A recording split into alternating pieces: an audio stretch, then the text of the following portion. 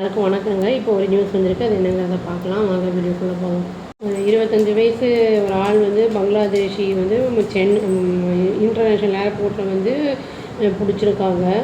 வந்து சென்னை இன்டர்நேஷ்னல் ஏர்போர்ட்டில் வந்து அபுதாபிக்கு வந்து போகிறதுக்காக வந்து அவங்க ட்ரை பண்ணும்போது அந்த ஆளை வந்து பிடிச்சிருக்காங்க.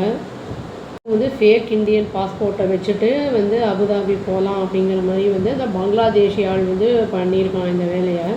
அந்த ஆள் பேர் வந்து என்னென்னா உத்தம் குமார். நேட்டிவ் வந்து ராஜ்ஷஹி, பங்களாதேஷு. வந்து போலீஸ்கிட்ட வந்து ஹேண்ட் ஓவர் பண்ணிட்டாங்க ஃபர்தராக இன்வெஸ்டிகேஷன் பண்ணுறதுக்காக.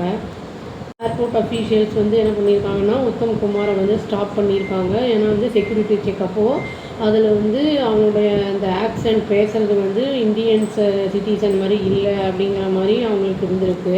அப்போ தான் அந்த ஆஃபீஸர்ஸ் என்ன பண்ணியிருக்காங்கன்னா எல்லாம் டாக்குமெண்ட்ஸ்லாம் செக் பண்ணியிருந்திருக்காங்க. அப்போ வந்து அவங்களுக்கு வந்து அது வந்து எல்லாம் ஃபேக் அப்படிங்கிறது வந்து தெரிய வந்திருக்கு.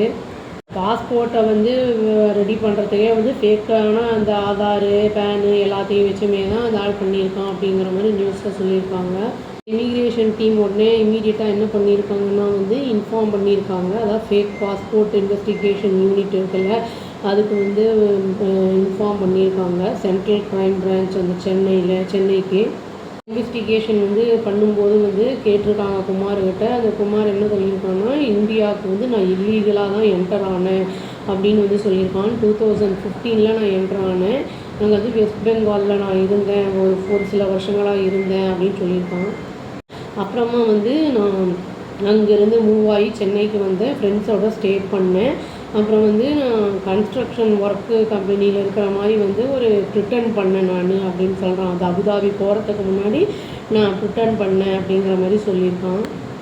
இல்லீகலாக வந்து வந்திருக்கான் அப்படிங்கும்போதே வந்து அப்போது கண்டிப்பாக வந்து இவங்க என்ன சஸ்பெக்ட் பண்ணுறாங்கன்னா போலீஸு ஆதாரு, பேனு, அப்புறம் ஓட்டர் ஐடி எல்லாமே வந்து ஃப்ராடுலண்ட்டாக தான் வந்து அவன் பண்ணியிருப்பான் அப்படிங்கிற மாதிரி இந்தியன் பாஸ்போர்ட் வாங்கிறதுக்காக அப்படிங்கிற மாதிரி வந்து சொல்லியிருக்காங்க. என்ன பண்ணியிருக்காங்கன்னா சீஸ் பண்ணிட்டாங்க அவனோட ஃபேக் ஐடி கார்ட்ஸு, அப்புறம் பங்களாதேஷியோட ஐடி, பாஸ்போர்ட்டு, மொபைல் ஃபோன் எல்லாத்தையும் சீஸ் பண்ணிட்டாங்க. என்ன பண்ணியிருக்காங்கன்னா குமாரை வந்து மேஜிஸ்ட்ரேட் கோர்ட்டில் முன்னாடி வந்து ப்ரொடியூஸ் பண்ணியிருக்காங்க. அது ஜுடிஷியல் கஸ்டடியில் வந்து வைக்க போகிறாங்க அப்படிங்கிற மாதிரி நியூஸ் வந்திருக்கு. நம்ம வந்து அப்ராடு போகிறோம் அப்படிங்கிற பட்சத்தில் வந்து எல்லாத்தையுமே நம்ம வந்து லீகலாக எடுத்துகிட்டு போகிறது நல்லது. நம்ம வந்து இல்லீகலாக எப்படியா ஃபேக்காக வச்சு போயிடலாம் அப்படின்னு நம்ம வந்து ஏதாவது மால் ப்ராக்டிஸ் பண்ணுற மாதிரி பண்ணணுன்னா அதில் வந்து ப்ராப்ளம்ஸ் நிறைய வரும். அதில் வந்து நம்ம நிறைய கான்சிக்வன்சஸ் எல்லாம் ஃபேஸ் பண்ண வேண்டியிருக்கும். இவங்க வந்து எந்த நோக்கத்துக்காக வந்து அந்த இங்கேருந்து அபுதாபி போகிறாங்க அப்படிங்கிறதெல்லாம் இனிமேல் தான் இன்வெஸ்டிகேஷனில் தான் தெரிய வரும். நம்ம வந்து ப்ராப்பராக எல்லாத்தையும் வந்து டாக்குமெண்ட்ஸ் எல்லாமே வச்சுருக்கோம், லீகலாக எல்லாமே இருக்குங்கிற பட்சத்தில் வந்து நம்ம வந்து ஒரி பண்ண வேண்டிய அவசியம் இருக்காது. இல்லைன்னா வந்து கண்டிப்பாக அது லீகல் ஆக்ஷன் எடுப்பாங்க. போலீஸ் அந்த அரெஸ்ட் அந்த இன்டர்கேஷன் எல்லாமே இருக்கும். அவ்வளோதான். தேங்க்யூ.